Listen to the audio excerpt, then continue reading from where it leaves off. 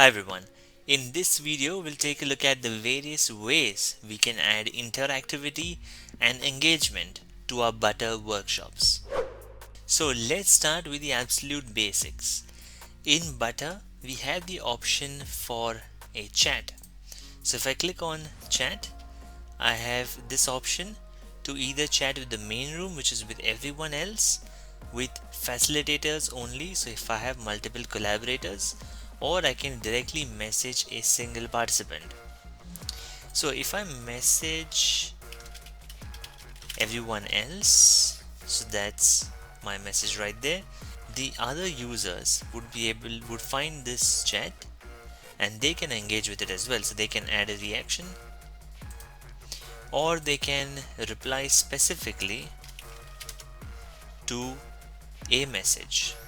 So now if I go back to my facilitators view, I can see that I have received a reply, and that's my message right there.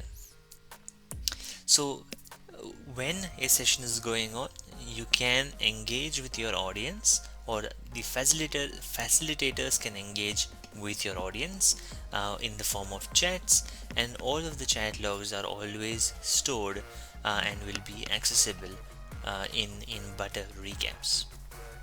So that's one. The second one is reactions.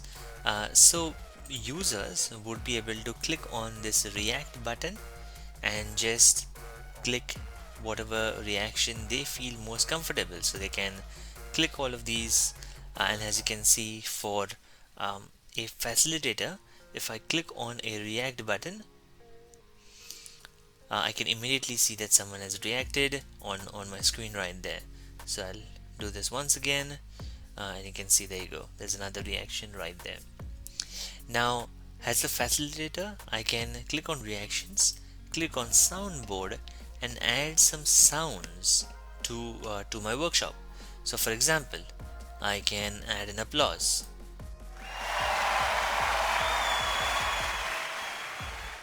or I can add some drum rolls. Now this by default is only available to facilitators, but I can enable this for all. So what this means is that after I enable it for all, I can go to my participants view, click on react, click on soundboard, and then basically click on whatever sound I want. And this sound then will be played to all of the other participants. So that's where you can imagine why it is disabled by default. Now the next thing that we look at is a queue. So you would want to encourage, if you want active participation from users, you would want to encourage them to use the queue facility, and so what they can do is click on queue and then click on either I have a comment, question, or an idea. Whenever they click on that, it pops up here, and then as a facilitator I can give them the word, and so when they have the word, they know that this is the right time to speak, and once they're done, they can just click on I am done, and it goes away. So what it looks like if someone else does this, so if I try it from another device, I can say I have a question. You can see that this is popped up. iPad has a question. Now I can, if I don't want to give them the word, I can also remove them from the queue, or they can remove themselves from the queue. Very nice and simple. Now, so those were the basic ones that is just available right there. Now let's take a look at something more different, something that requires some time to set up. Now as a facilitator, I can go into my toolbox, click on add tool, and then choose something called as flash deck.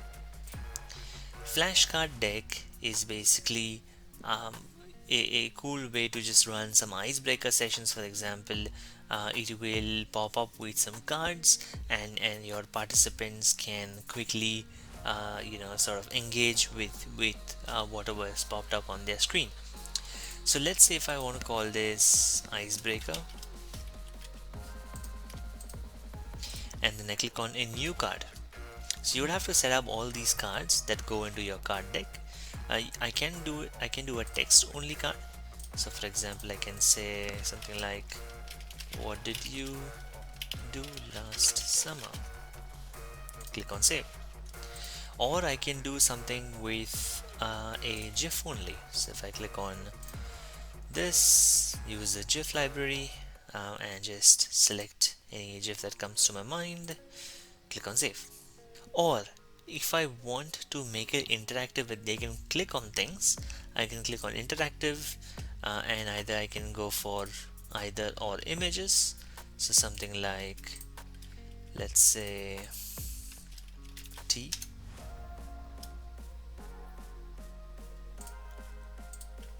or coffee.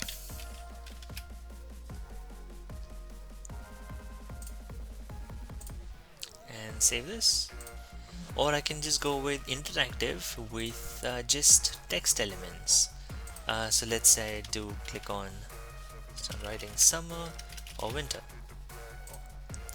Now I can create as many cards as I want and then click on save if I'm setting it up for the future. And then as the facilitator, I can click on this to enable a flashcard deck session. So a little nice icebreaker if I want to sort of enable it. Now as a user, if I just switch to their view, you can see that all the participants move to the right, and on the left I can see that. And so this is just a prompt question, so you can wait for everyone to answer this question, but you can also go to the next card and view the other one, which is again a GIF, which could be another prompt to something else. Or this is another card, but this time this is an interactive session. So what I can do is I can say, oh, coffee or tea. I'll click on coffee, and then once the person has clicked on it, as a facilitator, I know that someone has clicked one of the other options. So this is basically just stamping which area you want to be.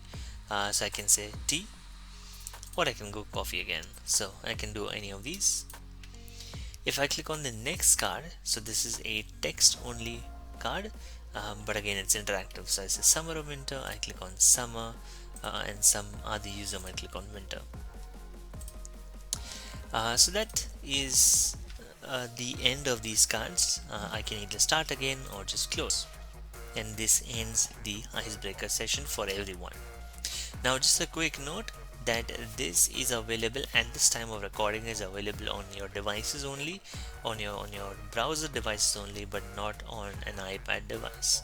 Also there's some drawbacks there. Another thing to note is that if I click on the toolbox, I can click on the icebreaker session to again play this card if I wanted to, or if I wanted to have a different set of cards, I can click on add tool, click on flashcard deck, and this time a new deck. I can create a new deck which is not the same as the icebreaker session, so I can have multiple of these created and saved, and then just click on any one whichever I want to use during my session. So that was the flashcard deck. Now let's try something new, something else. What I could do if I wanted to ask some questions to my audience, I can use a feature called poll, and so this tool is available from the toolbox. Click on add tool and click on polls. Now either I can have an open-ended poll, or I can have a multi-choice poll. So I keep this poll running for 2 minutes, and I will type a question and then type a few options. Now I can enable quiz mode if you want to make this poll sort of like a quiz. If as a facilitator you want to participate in the poll, you can check this box. If you want the answers to be anonymous, you can check this box. This is again a great one for feedback. For example, if you want to get some feedback, just make it anonymous. And if you want to allow the users to answer multiple times, you can check this box. So for now I'll just click on save, and this um, brings this poll right here. I click on it to start the poll. So the timer is already running. So this is a great way to just capture some feedback, or try a quiz. Maybe you're having a training session and you just want to have a pop-up quiz somewhere, or just some other sort of icebreaker stuff and just have a quiz like that.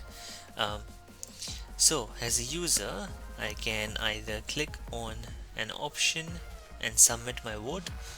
um, for example, if I'm this user, I can click on hike, submit my vote, and then as a facilitator you will see the results of your polls. 2 out of 2 people have voted. You can see who has voted and for what the people have voted for. You can end poll and it stops the poll right there. You can see the results. It's in this case it's a tie, otherwise you might have a clear winner, and then you can close down the poll. And there you go. So that was a quick demonstration of polls. Again, we just had a look at the multiple choice questions, but you can give the open-ended questions a try too. I guess that's you would use that if you wanted to have sort of like prompts maybe for people to participate and engage in your session. So that's the end of this video. We took a look at different things. We took a look at reactions, sound reactions, chat. We took a look at cues. We had a look at polls and a flashcard deck. So that was interactivity and engagement in Butter. Like, share, subscribe, and do follow this channel for more videos to come.